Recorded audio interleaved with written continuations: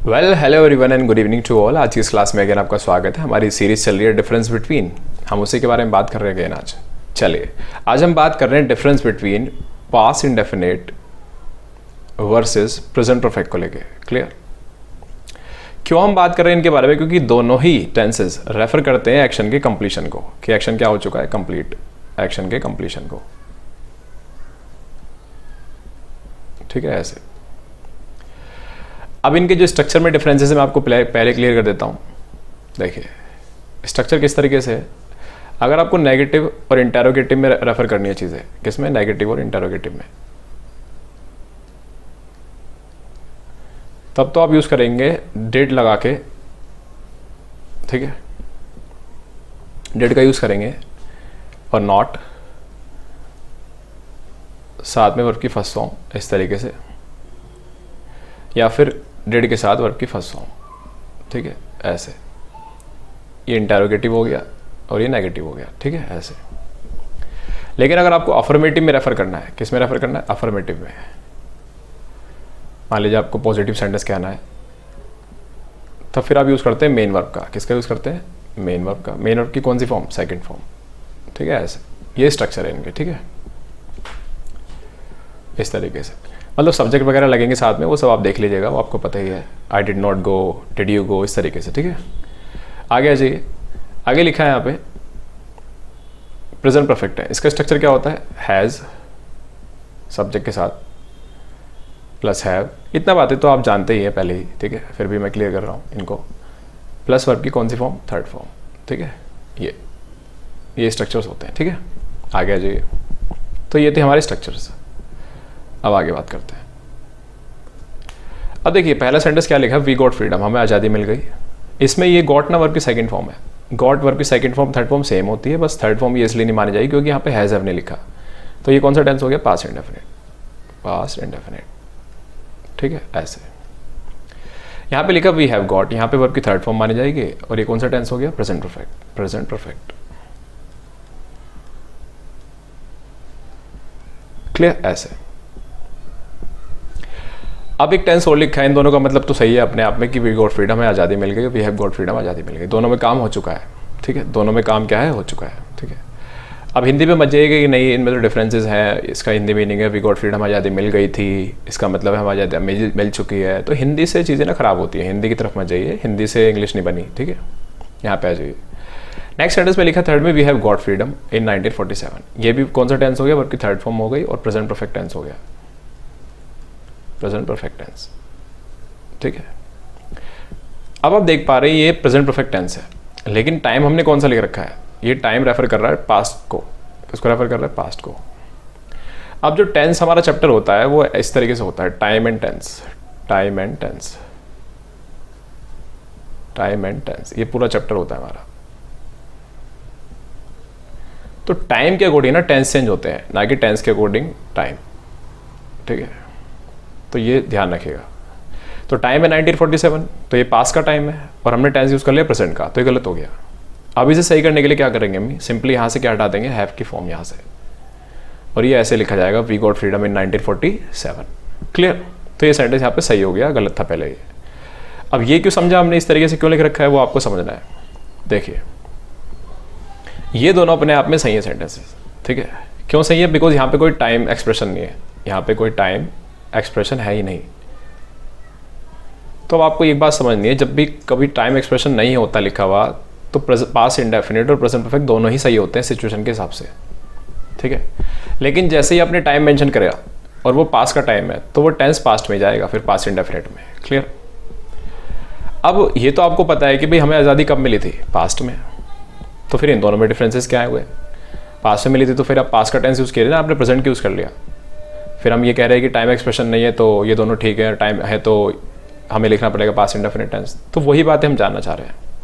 भले ही यहाँ पे टाइम एक्सप्रेशन नहीं लिखा, लेकिन फिर भी आपको पता है कि बातें कब की हैं? पास्ट की है, तो बातें पास्ट की ना। आज़ादी आज थोड़ी मिली थी हमें, मिली तो बाद में ही थी, मतलब पहले ही थी ना। तो यहाँ पे लिखा टाइम एक्सप्रेशन, ना यहाँ लिखा।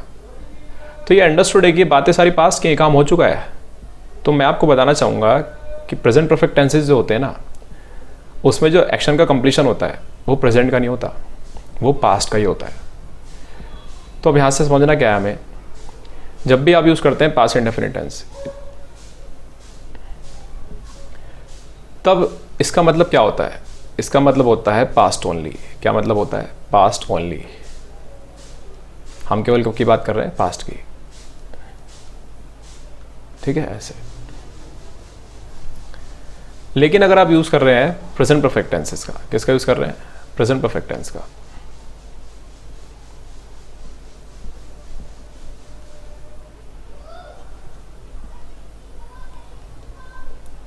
क्लियर, ऐसे, तब इसका मतलब क्या होता है, इसका मतलब होता है पास्ट प्लस प्रेजेंट। क्या मतलब होता है, पास्ट प्लस प्रेजेंट, इसका मतलब ये होता है। अब ध्यान दीजिएगा, प्रेजेंट परफेक्ट, पास्ट परफेक्ट दोनों ही पास्ट के एक्शंस होते हैं। बस अंतर क्या होता है, अगर आप कोई चीज़ पास्ट की और उसे पास्ट में रेफर कर रहे हो तब तो आप यूज़ करें पास्ट इंडेफिनिट टेंस। लेकिन कोई काम पास्ट में हो चुका है लेकिन रिलेटेड किससे है, प्रेजेंट से, यानी प्रेजेंट में वो इफेक्टिव है। कैसा है वो, प्रेजेंट से की सिचुएशन से, किसी भी बात से वो इफेक्टिव है, रिलेटेड है, तब आप यूज़ करेंगे प्रेजेंट परफेक्ट टेंस का। लेकिन अगर आपने टाइम मेंशन कर दिया तो फिर टाइम डिसाइड द टेंस। अब किस तरीके से देखिए, अभी सेंटेंस आगे भी है, अभी आगे और समझेंगे आप। मान लीजिए आपसे कोई कह रहा है कि भाई आपको कोई फोर्स कर रहा है कुछ काम करने के लिए अपने तरीके से, वो कह रहा है कि मेरे साथ तरीके से करो। आपको पता है कि हमें आज़ादी मिल चुकी है तो हम अपनी फ्रीडम से किसी भी तरीके से काम कर सकते हैं, हम किसी की क्यों फोर्सफुली काम करें किसी के कहने पे।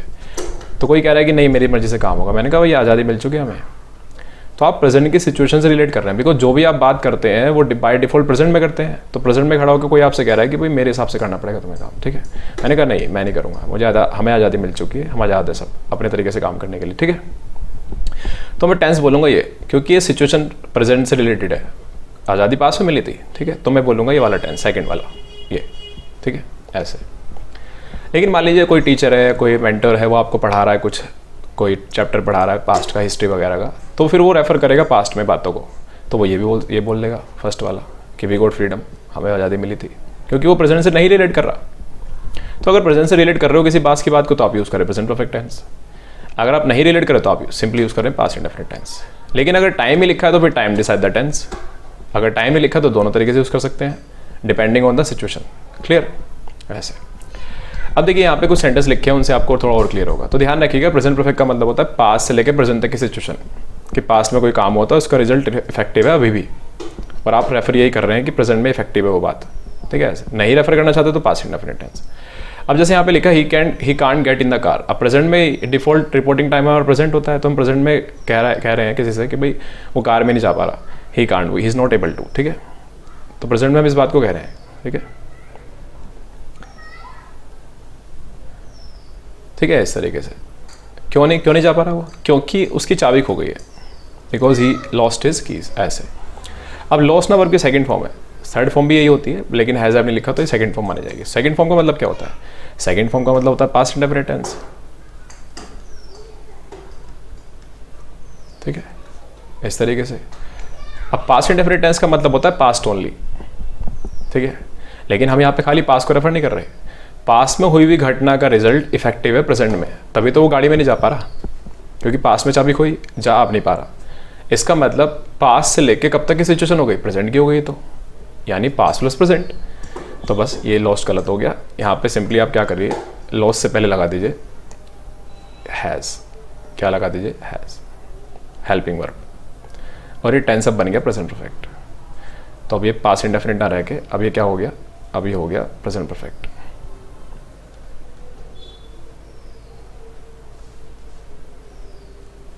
क्लियर, इस तरीके से।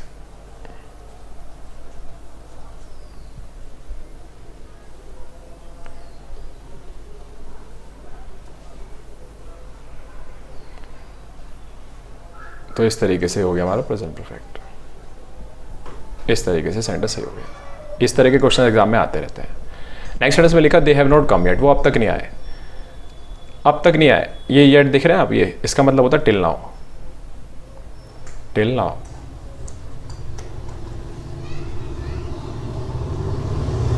टिल नाउ का मतलब क्या हो गया कि वो गए कब होंगे, पास्ट में गए होंगे। भाई अगर कोई बंदा पास्ट में गया है और कब तक नहीं आया, अब तक नहीं आया, यानी सिचुएशन कब से रिलेटेड है, प्रेजेंट से। अगर प्रेजेंट से रिलेटेड है सिचुएशन तो हमने आप देख पा रहे हैं कि जो टेंस लिख रखा है वो बिल्कुल सही है, प्रेजेंट परफेक्ट टेंस।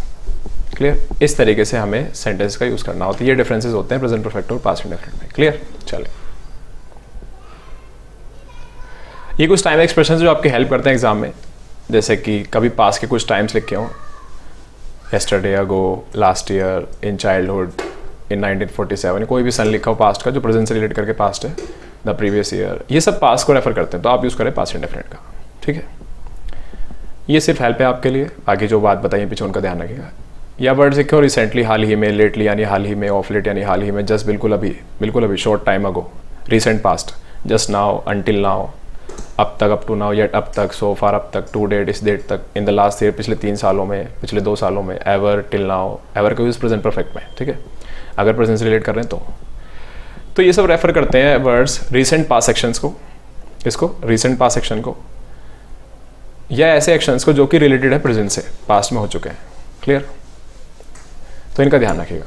चलिए, सो इसी तरह की मज़ेदार वीडियो देखने के लिए चैनल को सब्सक्राइब कीजिएगा, लाइक कीजिएगा। Thank you for watching.